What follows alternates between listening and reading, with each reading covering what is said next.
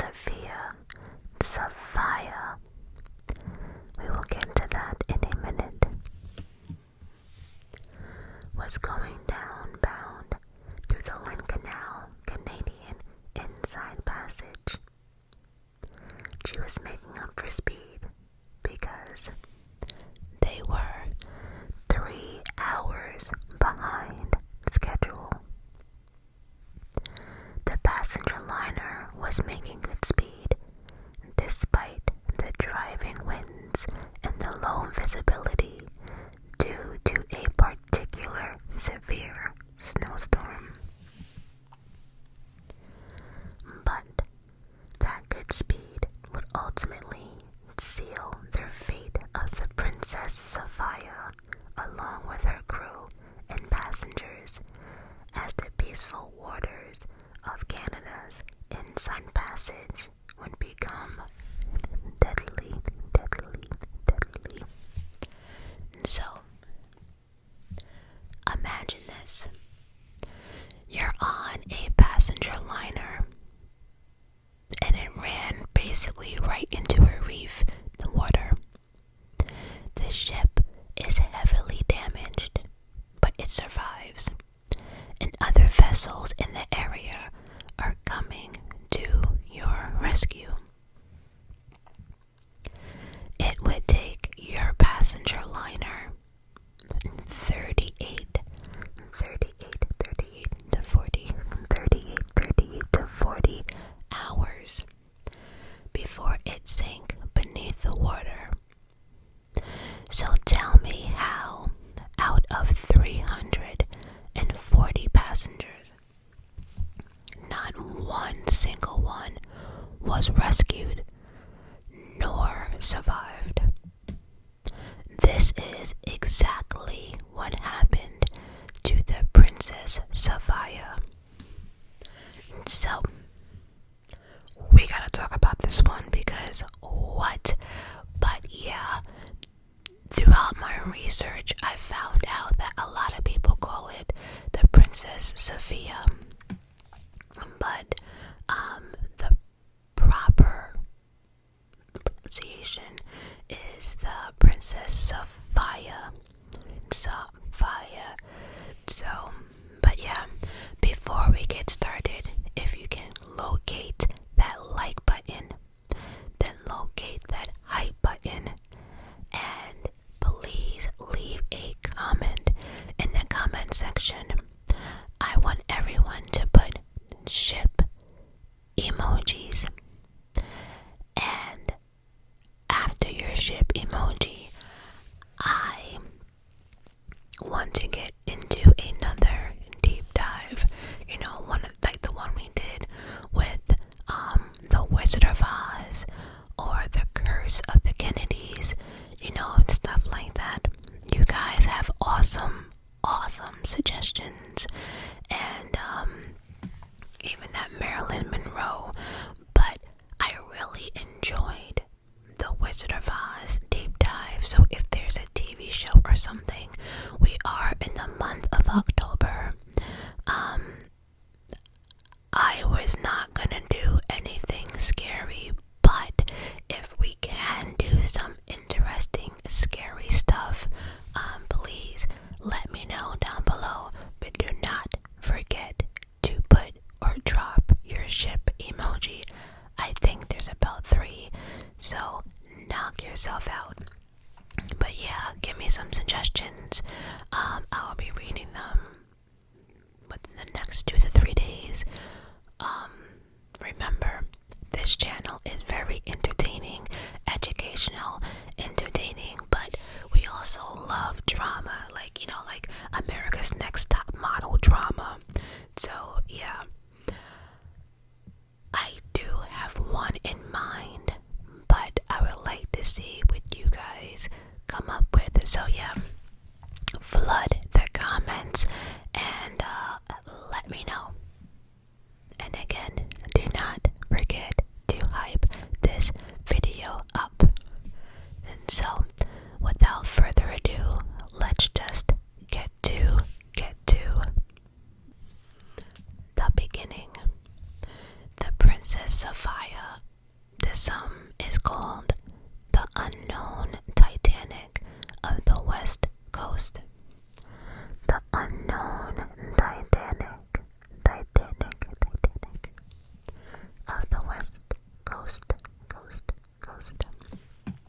So, in October 1918, the world was falling apart. World War I had dragged on for 4 years, and its staggering death toll was heavy to the general public. News from the war was reported daily, and each day more and more grief. Approximately 20 million people have been killed as a result of the war. Families of soldiers from all over the world anxiously waited for news, hoping to see their husbands, fathers, brothers, whoever loved ones once again. But then there was another problem happening at the same damn time. The worldwide, y'all ready for this one? The worldwide influenza epidemic, aka known as the Spanish flu.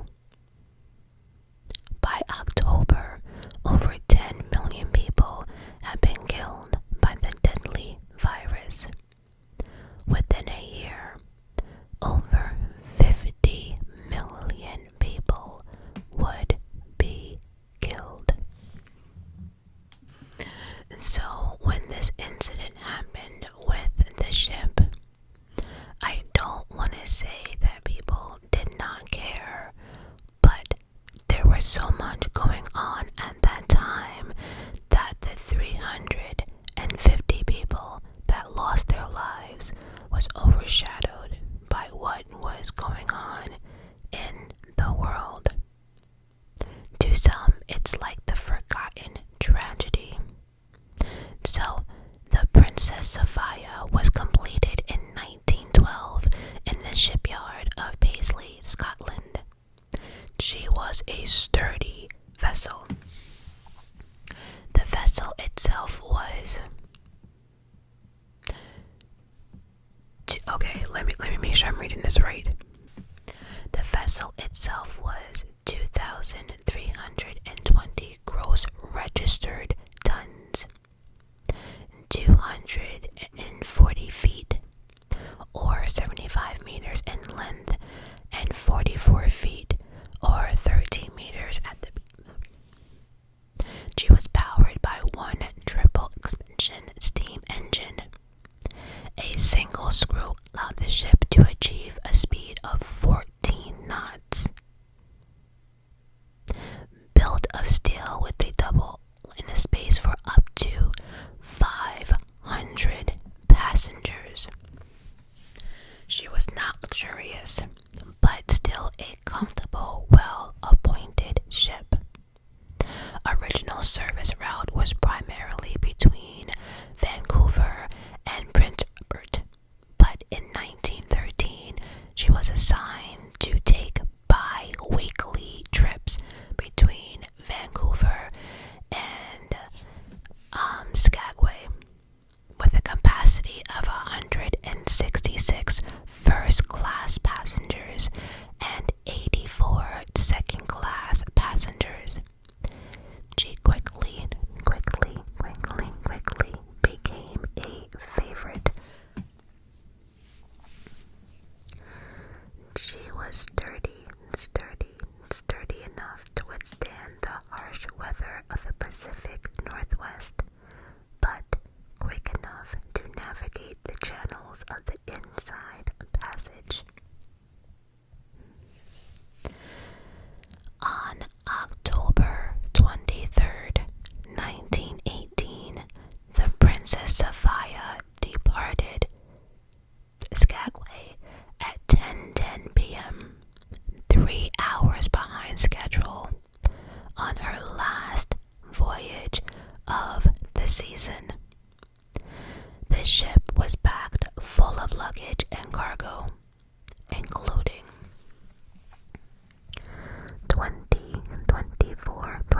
4 horses,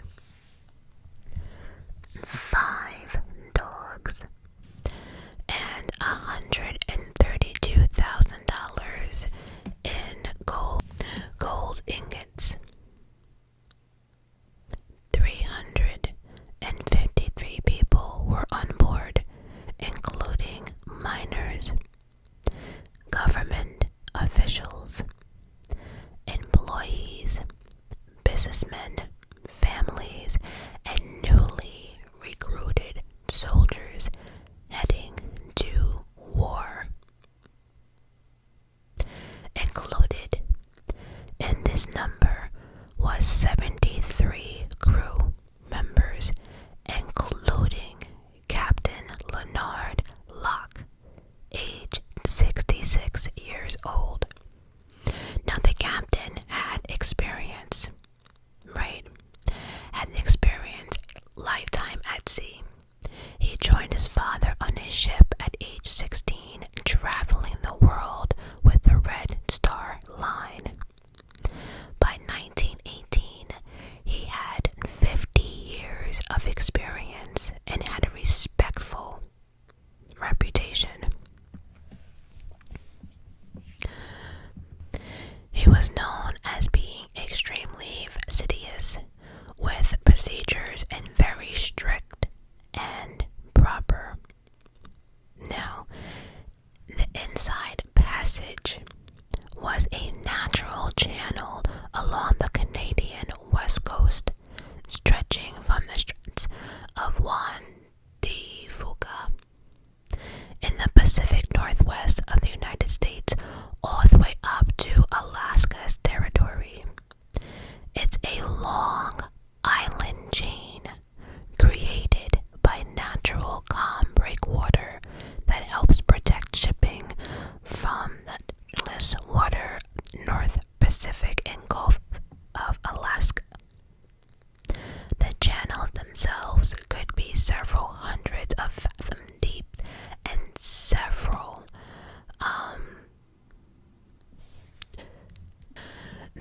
nautical miles wide, perfect for shipping traffic. Now we got all that out of the way. Let's get to the tragedy.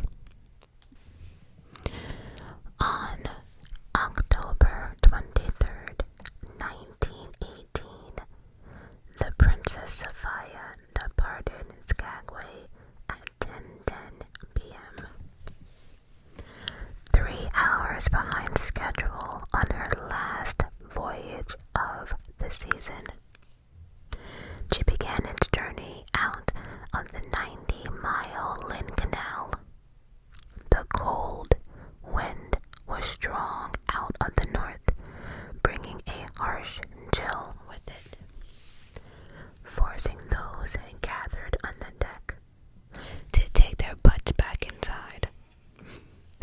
As the passengers settled in, children were put to bed and adults gathered in the ship's saloon to socialize and talk business and drink and do what grown folks do.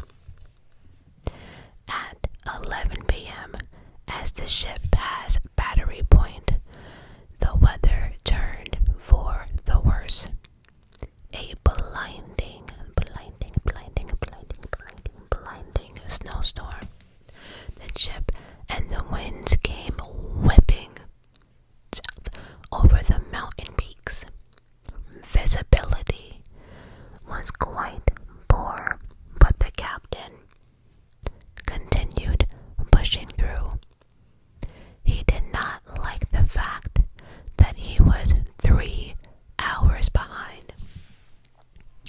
Nothing was going to stop this captain. You hear me? He was not worried, as he had faced worse conditions than what he was facing then. And to him, he knew the waters well.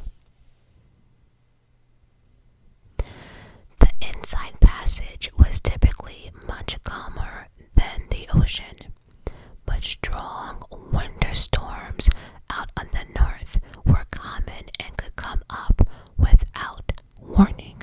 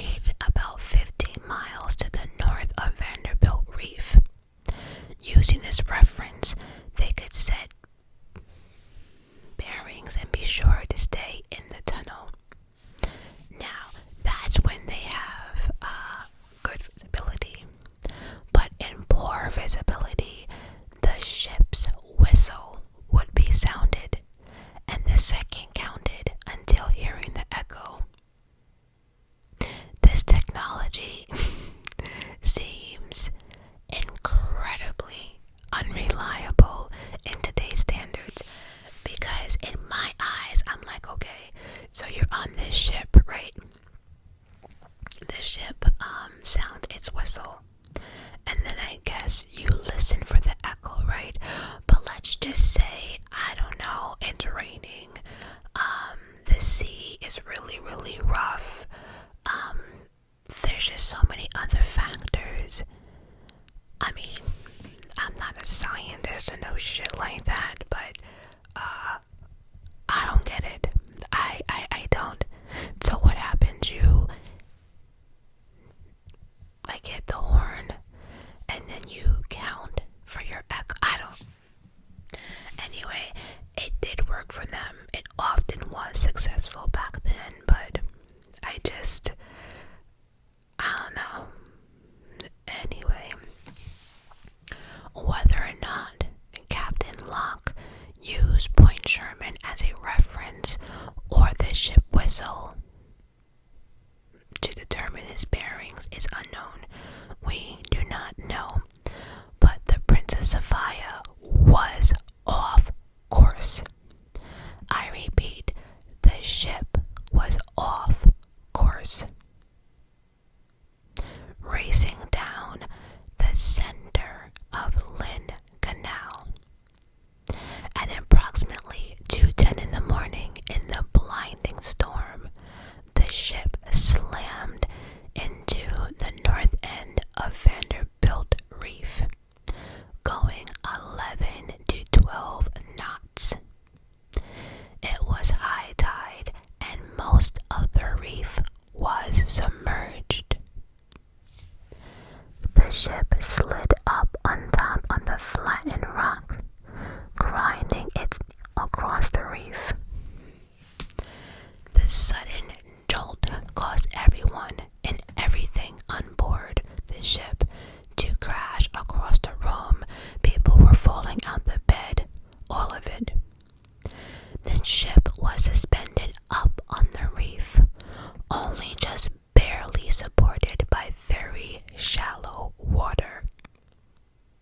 Its propeller up out of the water, spinning freely in the air, and so the ship's engines were shut down.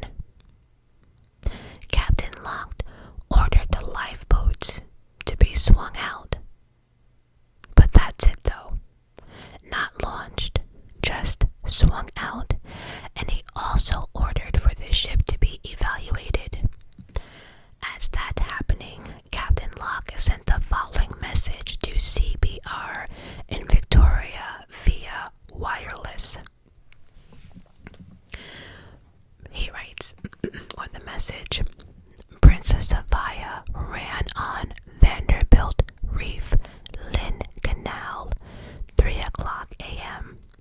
Ship not taking any water. Unable to back off at high water. Fresh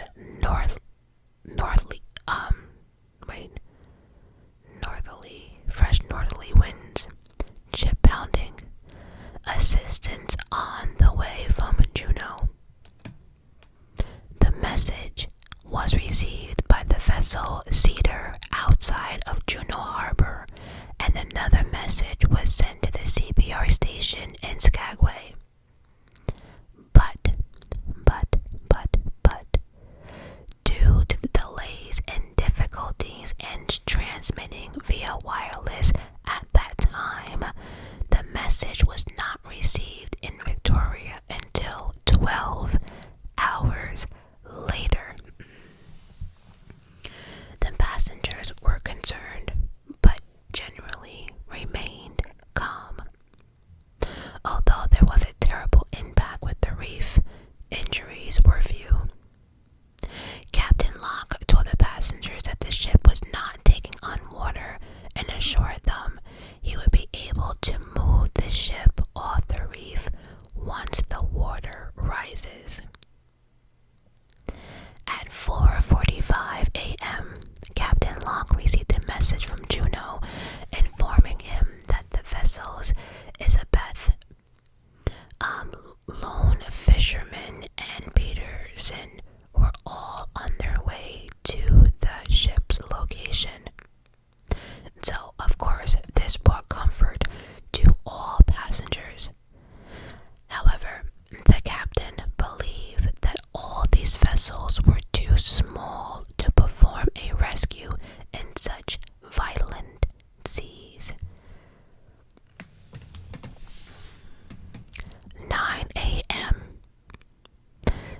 Peterson arrived with Captain Cornelius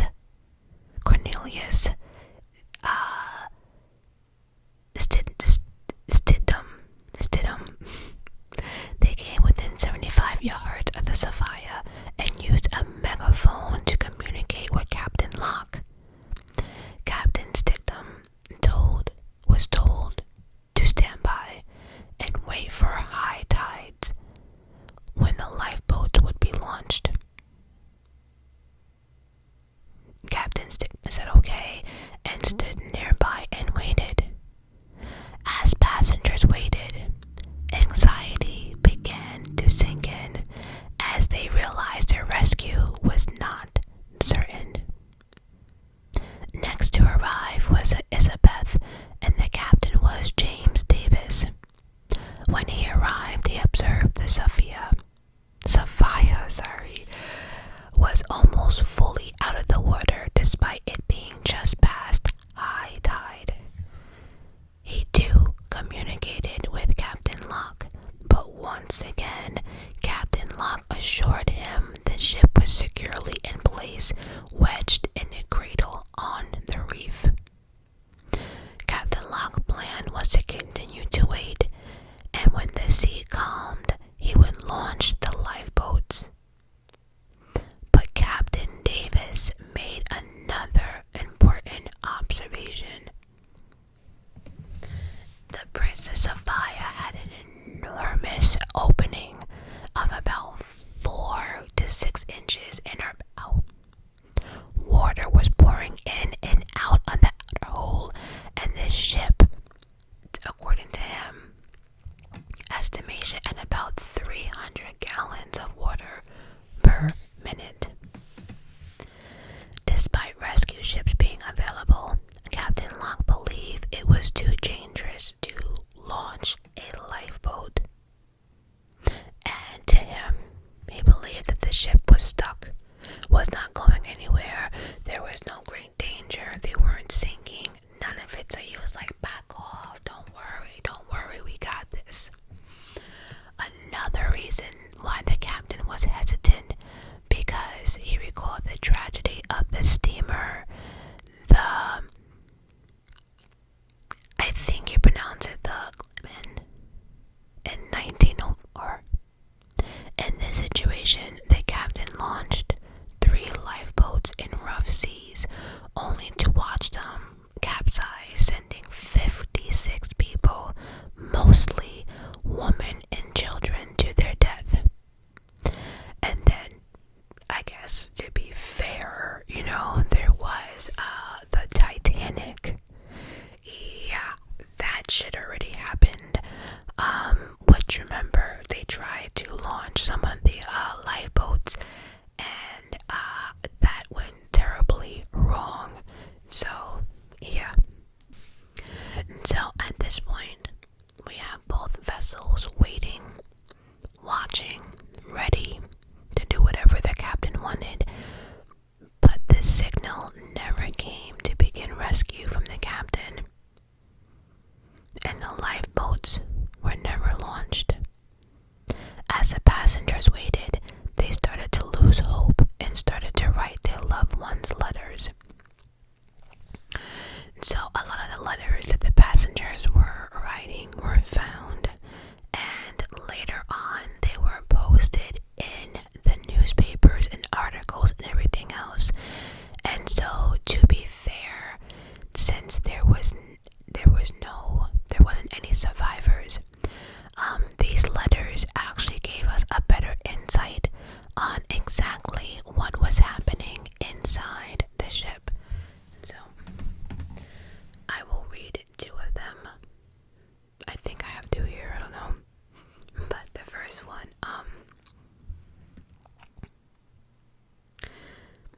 I'm writing this letter, dear girl, while the boat is in grave danger. And some of it does not make sense, so I don't know if they were rushing, or maybe it was the pen, I don't know. But anyway, I'm writing this, dear girl, while the boat is in grave danger. We struck a rock last night, which threw many from their beds. Women rushed out in their night attire. Some were crying, some too weak to move. But the lifeboats were soon swung out in all readiness, but owing to the storm would be madness to launch until there was no hope for the ship. So yeah, like I said, they got the lifeboats ready, but they never launched them, if that makes sense. Then he goes on to say, surrounding ships were notified by wireless, and in 3 hours the first steamer came, but cannot get close enough.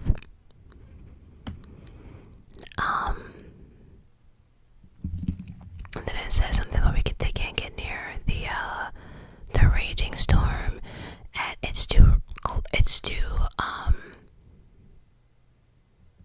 dangerous for them to get any closer because of the reef that they're on. Then and this letter wasn't written like all at once. He was like giving play to play to play to play, but I'm reading it all at once. Then there are now 7 ships near. When the tide went down, 2/3 of the boat was high and dry. We're expecting the lights to go out any minute.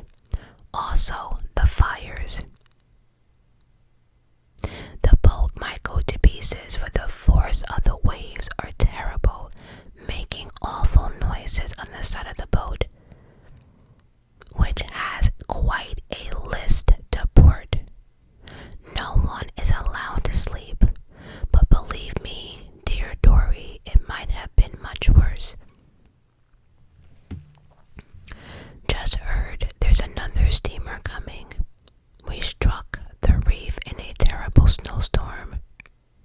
There is a big buoy near marking the danger, but the captain was to port inside to starboard, I guess to see. I made my will this morning, and then he does go into his will how much he wants a year, how much for his wife, and everything else. Again, some of it did not make sense, but you get the general idea. Then another letter was found. As soon as the storm quits, we will be taking off. She is a double bottom boat, and her inner hull is not penetrated, so here we stick. She pounds some on a rising tide, and it's slow riding. But our only inconvenience is so far is lack of water. So now we know they had a problem with water. The main steam pipe got twisted off, and we were without lights last night and have run out of soft sugar. But the pipe is fixed, so we are getting heat and light now, and we still have lump sugar. I don't know what lump sugar is. And water for drinking, but their water was very, very limited.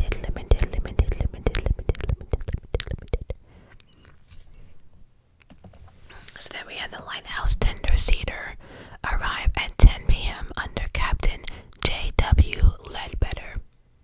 He ordered searchlights on the Sophia to check out her condition, and he agreed with Captain Locke that it would be impossible to safely launch the boats.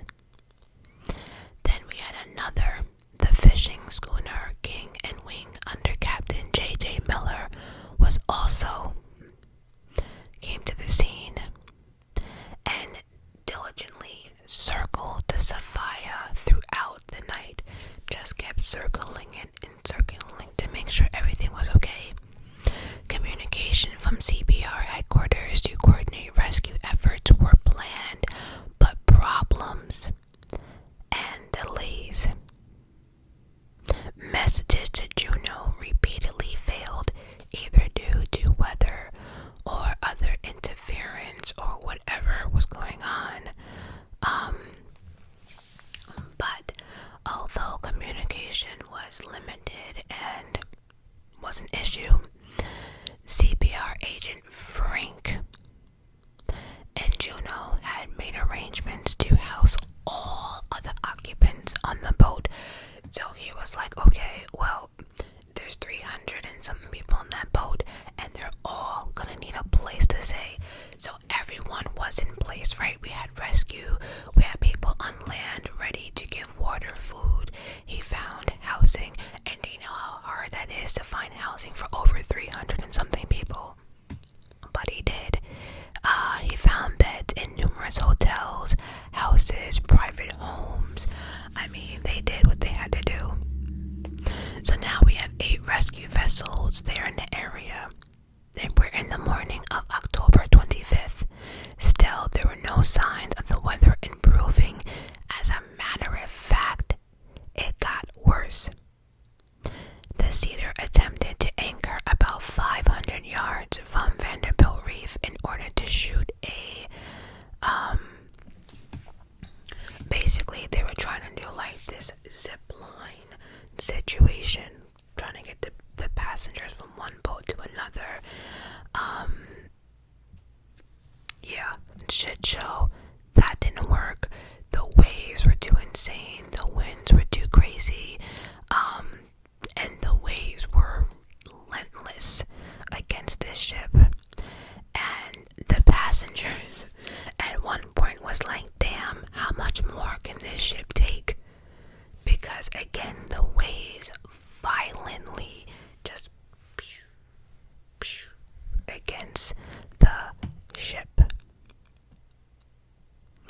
Captain Locke finally gave the order to distribute life jackets to all passengers, assign everyone to lifeboats, and provide rescue operation instructions.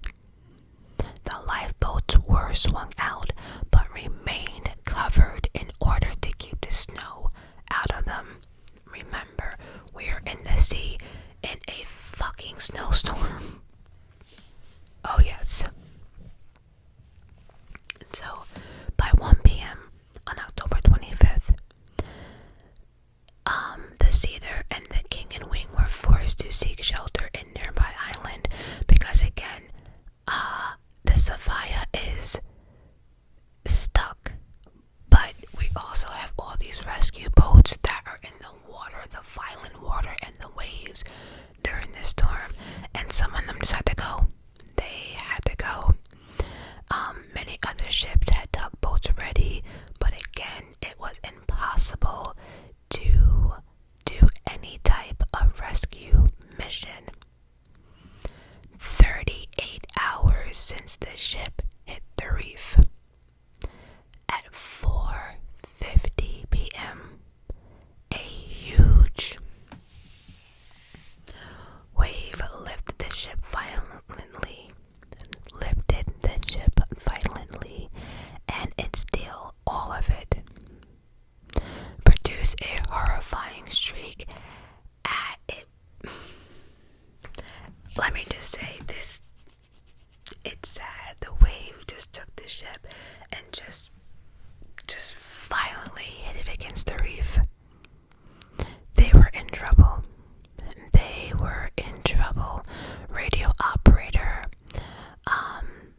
David Robinson on the Sophia sent a urgent message. Ship founding on Reef. Come at once. The Cedar and King responded and began heading back out. They didn't care. They were gonna see what they can do to provide assistance. At 5:20, another message was received by the vessel Cedar. Now the Sophia is in panic. For God's sake, hurry. The water is coming in my room. Captain Ledbetter responded, we're coming. Save your battery. Then, Captain Locke said, I will. That was the last communication received from the Princess Sophia.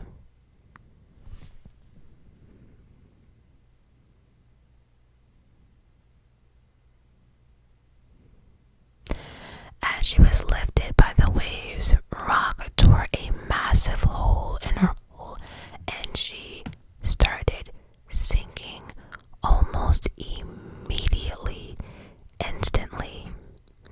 Oil from her engines lay thick on the water around her, meaning that those passengers equipped with floating devices, lifeboats, anyone who decided to jump, stood little chance of survival if they did not even drown. The oil and gas in the water, the fumes alone, would have killed anybody. By the time the water had calm enough for the rescue boats to approach the site, there was little left of the ship. They only saw oil and one of her masts protruding from the water. They did search for survivors but only found bodies. In total, the disaster took the lives of approximately 340 people. Only one living thing survived the sinking, a pet dog who was found exhausted and was coated with oil at a nearby harbor shortly after the sinking. For the rest of that dog's life, it remained terrified of water. That is so sad. So sad. An investigation was carried out on behalf of the Minister of Marine and Fishery. It was agreed that the best option that they had to evacuate the passengers as soon as possible.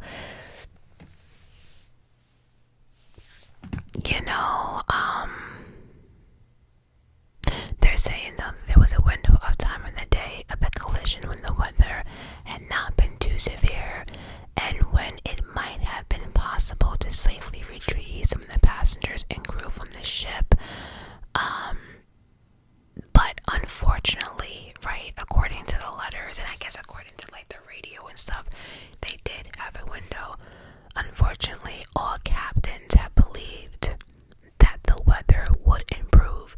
So, at one point, I don't think Captain Locke thought this was a big deal, but shit happens when Mother Nature attacks. You just never know. But again, everyone thought that the weather would improve soon, and there was no value in risking evacuation that might end in tragedy. But in the end, it definitely ended in tragedy. Captain Locke was criticized for not evacuating when he could have done so, but his decision was ruled as reasonable given what he knew at the time. And yeah, from my research too, it did not seem as if like the captain was like this asshole that was like want control and what he said goes. He was very